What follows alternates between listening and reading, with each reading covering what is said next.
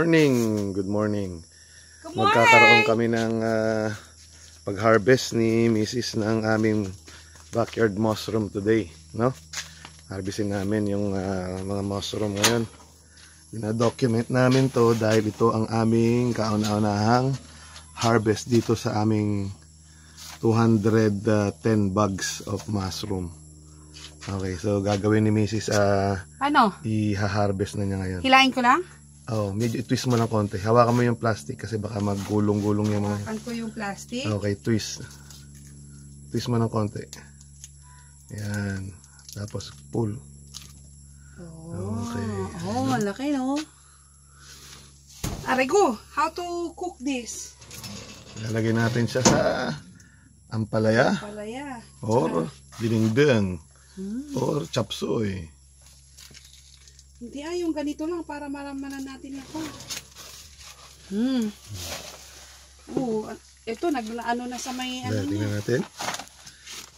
Ayan ayun.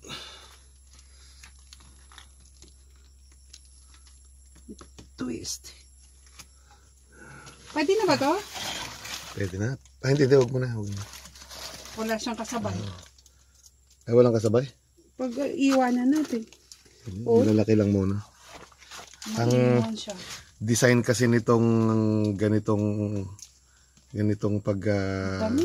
pagba-backyard mushroom, mas maganda kung pang bahay lang ay huwag mong pagsabay-sabay na buksan para at least once or every 3 days meron kang hina-harvest pang dagdag sa ulam or pang benta. Diba? Para naman may pang dagdag ka. May pang dagdag ka sa ano nyo. So ang gagawin natin dito, Mrs. Pagkatapos mo mag-harvest, kasi do-document natin to, kikiluhin natin siya. Okay. Dahan lang kasi baka maggulungan yung ating mga mushroom bag. Temporary pa lang itong aming mushroom growing area na to. Kasi nasa experimental stage pa lang or farm trial. Pero pagkatapos nitong farm trial namin, we will go big. Ang operation na mapalaki. Kasing laki ng palm ko. Ano. Tingnan nyo, isang malaking ano na, baka mukhang aabot na to ng ilang kilo. Ilan kaya?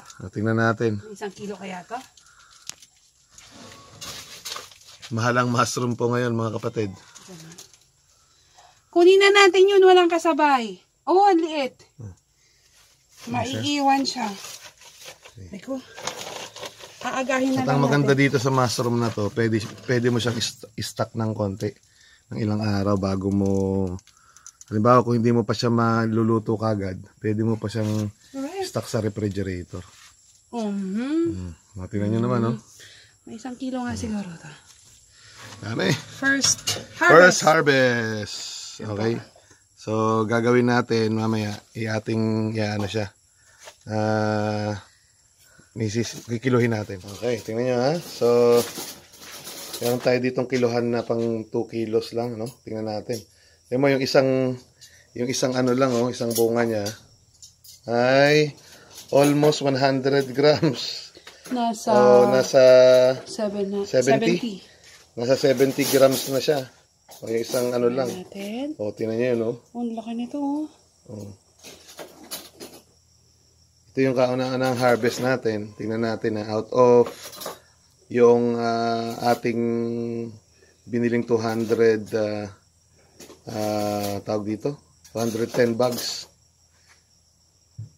Sir Genius, ito yung ano natin. Pero kasi yung ginawa natin doon, Mrs. kasi hindi natin pinagsabay-sabay na binuksan kaagad. Ilan lang ito? Ang una natin binuksan mga 40 na bags lang.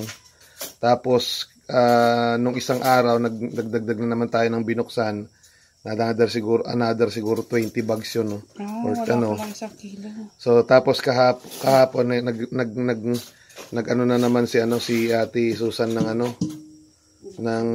another na lahat na ng bag inuksan na niya. So ito ay unang harvest natin. Ito out of lang to, mga 40 bags lang na minuksan natin nung una. 660. Actually 10 days ago. Ito 10 days ago. Harvest namin to. Kasi November 20 nung nagbukas tayo ng 20 bags. Ay 30 tapos nadagdagan uli na 10 ganun. So bali sa span ng 10 days kasi ngayon December 8 ngayon. Span of 10 days. Okay, almost 10 days. Basta iba-iba kasi yan kaya hindi nagsabay-sabay. Ito na Kaya ngayon. mga So, ito ngayon, pang ulam na to. 660 grams. 660 grams na mushroom. Mini-measure kasi namin to kasi tinitingnan natin yung productivity ng ganun karami. Kasi Magkano mushroom ngayon? 200, 300 I think per kilo. Kaya pag binibili mo to sa palengke, 1/4 lang naka siya. Naka-package siya into 1/4. Yung iba nga kumisa 100 grams lang Kaya lagay sa styro. There you go. Yan. Ito may isang malaking siya. For comparison Ayan. Ito yan. Ayan ang aming harvest. Thank you! Macy's. Ngayon, araw. Mushroom. Praise God. Mukhang maganda to.